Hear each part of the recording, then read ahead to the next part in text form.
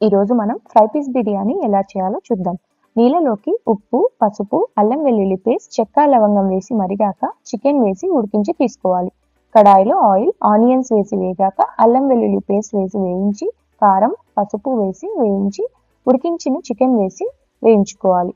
ఇందులోకి tomato paste వేసి ఇది వేగేలోపు కొద్దిగా ఆవాలు, మిరియాలు, లవంగాలు, అనాస పువ్వు, ఇలాచి, బిర్యానీ ఆకు, చెక్క, షాజీరా, సాంఫ్, జీలకర్ర, ధనియాలు, ఎండుమిర్చి వేసి పొడి చేసుకోవాలి. చికెన్లోకి కొద్దిగా కరివేపాకు, కొత్తిమీర, రెడీ చేసుకున్న గరం మసాలా పొడి వేసి కలుపుతూ వేయించుకోవాలి. లాస్ట్లో సాల్ట్, కరివేపాకు, కొత్తిమీర, ఇంకొంచెం రెడీ చేసి పెట్టుకున్న గరం మసాలా వేసి కలిపి తీసుకోవాలి. రైస్ కోసం కడాయిలో ఆయిల్, నెయ్యి, బిర్యానీ సామాగ్రి, పచ్చిమిర్చి, కొత్తిమీర, పుదీనా, అల్లం వెల్లుల్లి వేసి వేయించి చికెన్ ఉడికించిన నీళ్లు వేసి ఉప్పు, రైస్ వేసి మూత పెట్టి ఉడికించుకుంటే